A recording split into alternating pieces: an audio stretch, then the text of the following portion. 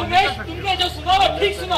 हम में से कोई भी व्यक्ति तुम्हारे पिता के तेरी पे नहीं आएगा बस। लेकिन क्यों?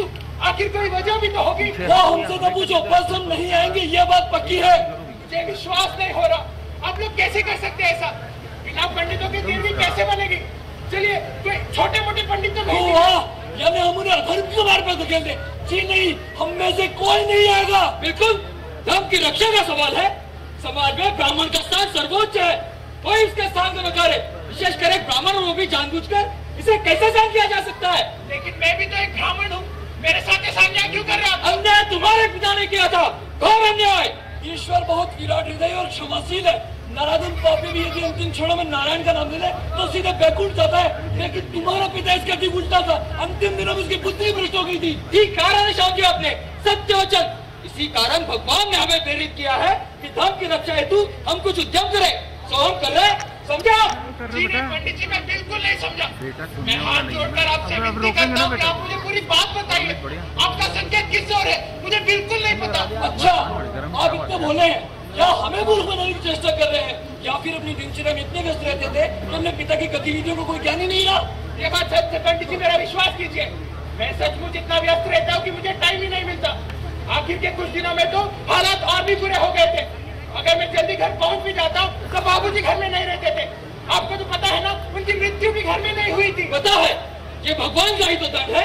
अपनों के बीच मृत्यु पुण्य करने वालों को ही प्राप्त होती है। लेकिन मैंने ऐसा क्या किया है जिसका दंड आप मुझे दे रहे हैं? माता पिता के पापों का दंड संतान को भुगतना पड़ता है। लेकिन विश्वास करो, ये दंड तुम्हारे लिए नहीं है। हाँ, अगर तुम अपनी तेरहवीं के लिए बुलाओगे ना तो हम जरूर आएंगे, कभी मना नहीं करेंगे। और केवल तुम ही नहीं, तुम्हारे परिवार का कोई भी सदस्य हो, चाचा, ताया, पत्नी, बच्चे, किसी की भी तेरहवीं हो, तुम तुरंत चले आना, निसंकोच। हम तुम्हें कभी निराश नहीं करेंगे, ये हमारा वचन है। और ये भी हमारा वचन है, तुम्हारे लिए, तुम्हारे पिता के लिए हम प्रार्थना भी करेंगे कि ईश्वर उन्हें क्षमा करे और उनकी भ्रष्ट और दूषित आत्मा को शांति दे, सुख क्षमा दे। लेकिन इस समय समाज और बिरादरी के सामने हम कोई अनुचित उदाहरण प्रस्तुत नहीं कर सकते। बहुत परेशानी में डाल दिया आप लोगों ने मुझे। चलिए वो कारण तो बताइए जिसकी वजह से आप मेरे बाबूजी से इतना रुष्ट हो गए हैं और उनका बहिष्कार कर रहे हैं। हमसे धर्म की चर्चा क्यों करवाते हो उमेश? दुनिया से पूछ लो, उनके दफ्तर में जाके उनके सहयोगी से पूछ लो, तुम्हें कारण पता चल जाएगा। अच्छा भैया, अब हमारे पास समय नहीं है, एक मंदिर की स्थापना के लिए जाना है, इसलिए क्षमा करना। चलो पंडित जी चलो। आप लोग मेरी परेशानी समझ रहे हैं ना? इतने मामूली से आदमी थे मेरे बाबूजी कि किसी को उनकी परवाह नहीं है। वो तो खैर जब वो जिंदा थे तब भी नहीं थी, तो मरने के बाद क्या होगी? 30 साल तक एक मामूली सी नौकरी में लगे रहे, कलम घिसते घिसते हेड क्लर्क बन गए म्युनिसिपल कॉर्पोरेशन में। ना ही कोई इंटरेस्ट, ना ही कोई एम्बिशन और ना ही कोई इनिशिएटिव। एकदम सपाट जिंदगी। शायद मौत भी इसीलिए इतनी ही सपाट, सिवाय एक स्पीड ब्रेकर के कि इन पंडितों को नाराज कर दिया। अब उनकी तेरहवीं पे कोई आएगा या नहीं पता नहीं। शव यात्रा में झोपड़पट्टी के कुछ लोग शामिल हो गए थे, पता नहीं क्यों, शायद तमाशा देखने। लेकिन अब सबसे झुलाने वाली बात तो यह है कि अभी तक यह पता नहीं चल रहा कि पंडितों के हाथ मेरे बाबूजी के खिलाफ क्या लग गया। बचपन में जैसे होमवर्क दिया करते थे मुझे बाबूजी, मेरे खेलने कूदने पर पाबंदी लगाकर, लगता है फिर से होमवर्क ही दे गए हैं मुझे। होमवर्क।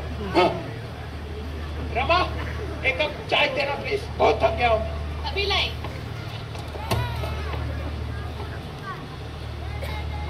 ये मेरे बाबूजी के मेडिकल कार्ड के फोटो का एनलार्जमेंट है।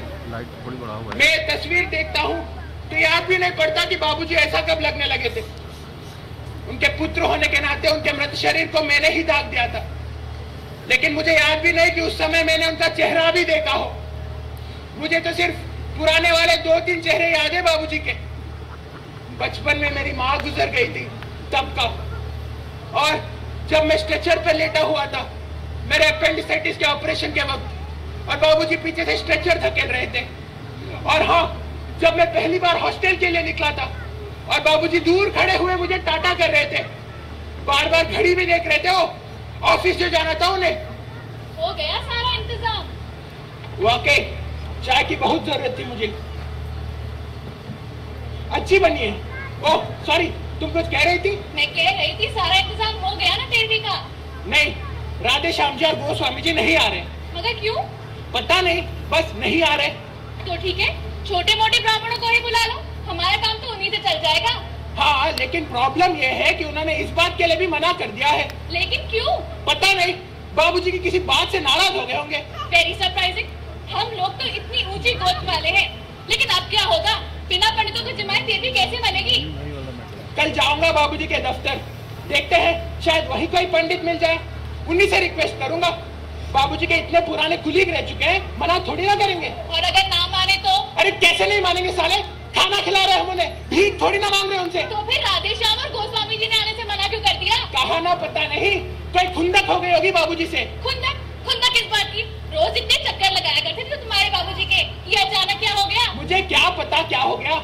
बाबूजी कुछ बताते थे हमको, कुछ बात शेयर भी करते थे हमारे साथ। अब छोटी छोटी बातें कोई क्या शेयर करे? तो बड़ी बड़ी बातें क्या होती थी उनकी जिंदगी में? Inflation, recession, global warming, ecological imbalance. और अगर कोई बड़ी बड़ी बात हो भी जाती ना मैडम, तो हमारे पास थोड़ी ना आते, सीधे यूनाइटेड नेशंस पहुंच जाते वो। इतनी चिड़चिड़ी क्यों हो रहे हो? तुम बात ही ऐसी कर रही हो ना, छोटी छोटी बातें।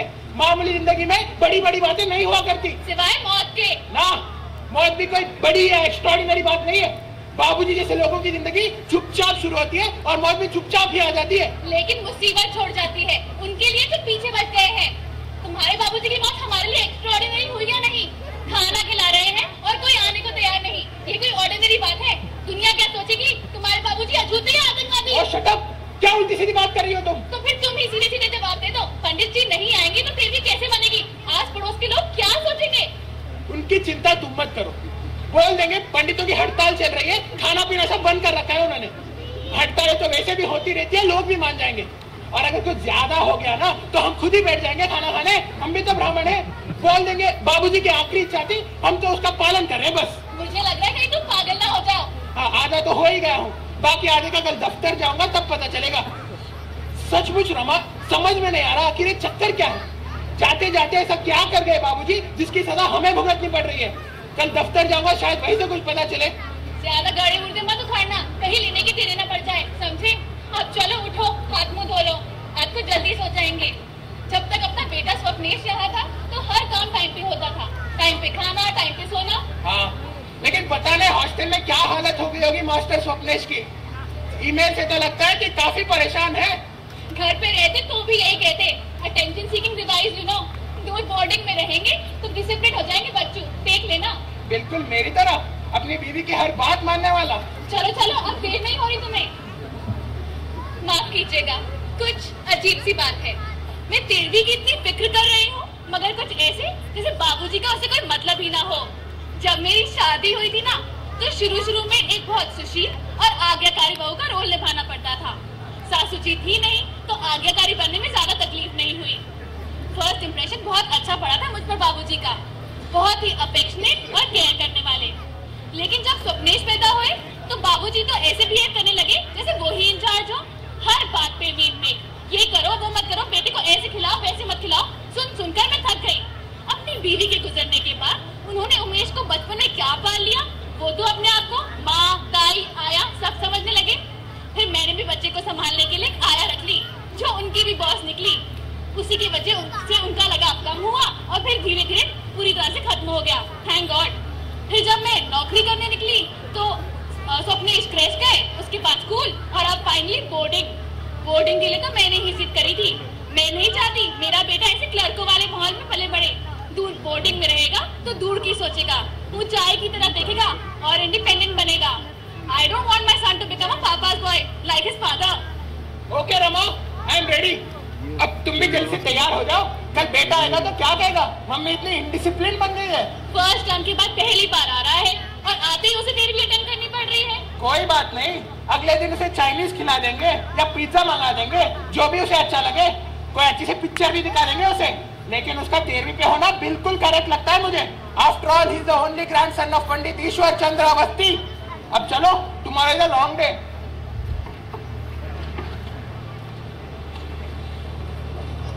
चाय ले आना हो, चाय ले आना जरा। नाम बताओ भाई। अरे क्या बना हुआ है? अरे आजकल ठंड बहुत पड़ रही है यार। जी जी, कुमार साहब की बेटी भागने लगता है। अरे किसके साथ? पता नहीं। चलो जी, बहुत बढ़िया यार। क्या हुआ? पेट्रोल के प्राइस कितने बढ़ गए भैया? अरे महंगाई ने मार दिया साहब, महंगाई बहुत बढ़ गई है भैया आजकल। अरे अभी क्या स्कैम है पता है बांग्लादेश के साथ?